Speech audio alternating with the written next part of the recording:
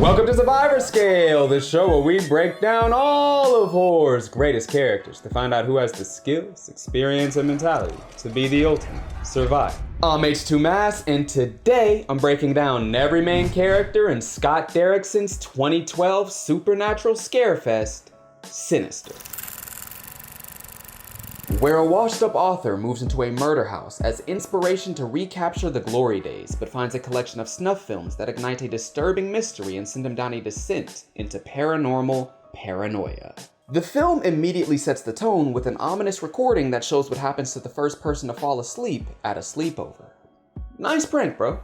We then cut to Ellison Oswalt and his family moving into the same house that the previous victims recently died behind. Despite displaying some sassiness, Ellison's daughter Ashley makes a good point about self-responsibility, but hinting at his selfishness, Ellison tries to justify forcing his family out of their old house. I didn't want to move here. I shouldn't have to carry boxes. I had to move here. The new story I'm writing is here. When Ellison goes back outside, he's confronted by the local sheriff, who tells Ellison to leave his town because his books ruin people's lives, making clear his disdain for Ellison and quickly taking off. This man really came by just to hate. Ellison, though, shows some resilience and continues moving in despite the sheriff's words. Having sensed the sheriff's negativity, Ellison's wife Tracy asks for reassurance that they didn't move next door to another murder house to help write his book, and Ellison demonstrates his willingness to use loopholes when he says no. That's because they're actually in the murder house. Later that night, Ellison stumbles upon a mysterious box that contains a collection of film reels. Before watching them though, he must complete the checkpoint of talking to his wife before she goes to sleep. But as he does so, she hints at her emotional manipulation when she tells him to stop being a failure. If this goes sour, like last time, I'll take Trevor and Ashley and go back home to my sisters.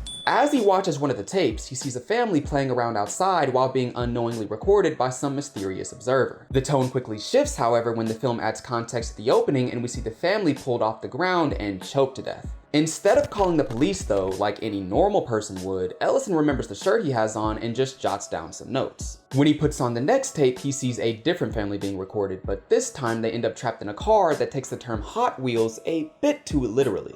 Finally feeling things have gone too far, Ellison shows some responsibility and calls the cops to inform them about these snuff films. As he wanders around the room though, he comes across his 10-year-old best-selling novel whose success he desperately wants to recreate, so he erases the responsibility he'd shown and simply hangs up so he can use the films to become famous again. This is a dastardly individual.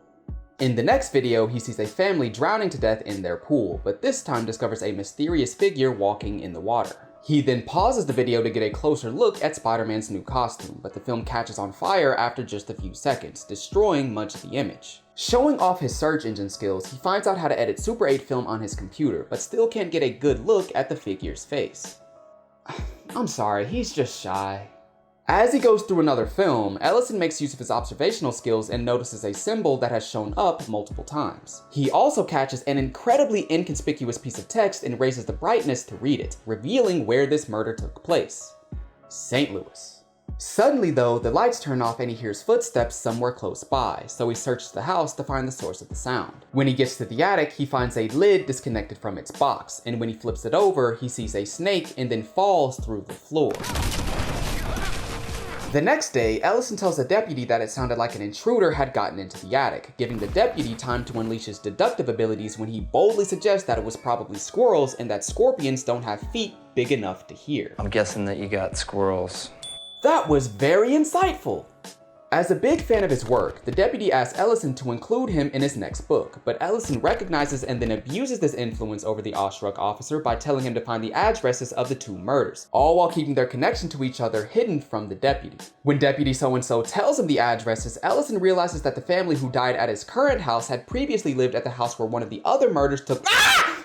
Did he just move? You didn't see that? Almost had a heart attack. Creepy as hell, man. At night, Ellison finds his son Trevor sleepwalking in the bushes. Feeling that this move has made things worse for everyone, including turning Ellison into a borderline drunk, Tracy tells Ellison that they should go back to their old house, but Ellison's become so desperate to recapture the allure he once had that he no longer prioritizes the well-being of his children. A movie deal, talk show circuit, right? The National Book Award. Very fatherly. The next day, the deputy arrives with more information on the murder cases and reveals that he does in fact have some genuine deduction when he tells Ellison that he knows that the cases are actually connected, despite Ellison trying to keep this hidden. As the two deliberate about the footage, the deputy tells Ellison to talk to a local professor to learn more about the mysterious symbol. Before Ellison meets with him though, he watches another film and sees a family. Ellison then gets a call from the professor, who tells him that the symbols he saw in the films are associated with Bagul, an obscure pagan deity with an especially vile appetite. He's quite the eater. Of children. Ooh. After going to sleep, a noise wakes up Ellison and he realizes that his projector has been turned on. Thinking someone may have entered the house, he demonstrates some vigilance when he grabs a baseball bat and starts inspecting the rooms, not noticing the kid in need of moisturizer right next to his face. As more ashy kids sneak around him, Ellison checks the rest of the house, locking the doors and windows before sitting on the couch and falling asleep. The next day, Ellison tells the deputy that he doesn't believe in the supernatural, though this seems very close to changing after all that's happened. The deputy, however, shows strong openness to the supernatural, saying that he definitely believes in that stuff and that he wouldn't even sleep one night in a house where 4 people had been hanged. Finally, someone smart. A bit later, Tracy catches Ashley painting a picture of the missing girl who used to live in their house, revealing to Tracy that they didn't move next door to a crime scene, but right inside of one. The previous owners of this home were hung from a tree in our backyard. It's actually hanged. As she yells at him for moving them to a murder house, Ellison unsuccessfully tries to convince her that he didn't really do anything wrong since the family didn't actually die inside the house. It happened in the backyard. Oh, that is so sad! He's technically right. I don't want to hear about technicalities. After waking up in the middle of the night, Ellison sees that the ladder to his attic has been let down. Still trying to explain the increasingly strange events he's been experiencing, he climbs the ladder and finds evidence of bad parenting when he sees the missing children from the previous murders watching another R-rated film. The kids then gesture for him to stay quiet, right? Ah!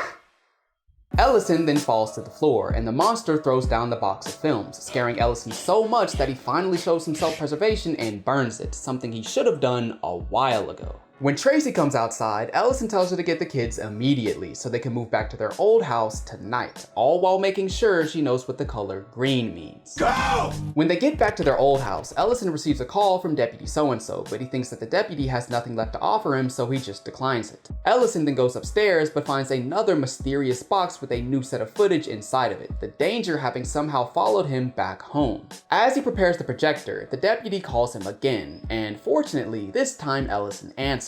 The deputy then reveals some more pretty solid deductive abilities when he tells Ellison something a supposedly great non-fiction mystery writer should have been able to figure out himself. That all of the victims had lived in one of the previous victims' houses and then moved to a new home right before they died. All 5 of them. Yes. Some author. Realizing that he has put his family into the pattern by moving away from the latest murder house, Ellison starts watching the new footage, which ends up just being the extended editions of what he's already seen, only creepier. After showing each of the family's deaths, the corresponding missing kid walks in front of the camera, revealing the real culprits behind the murders. Can't trust kids, man. Ellison then stumbles like a determined drunk man to his desk and realizes that his drink has been drugged with Shrek's bodily fluids. Unfortunately, they've already taken effect, and after collapsing to the floor, he turns and sees his daughter doing her best impression of a maniacal villain. There's even thunder. Ellison then wakes up on the floor with his mouth taped and his hands bound behind his back. Ashley then walks in with a camera and makes use of an axe to turn both of her parents into post-pubescent puzzle pieces, leaving the antiquated author and the umpire of ultimatums in B tier and C tier.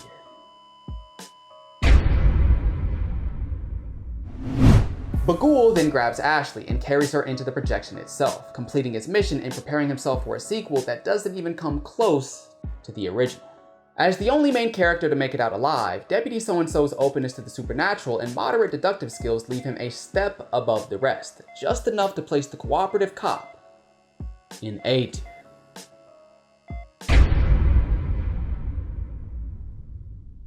But that's it! The average ranking for this cast was B tier. A pretty average collection of characters.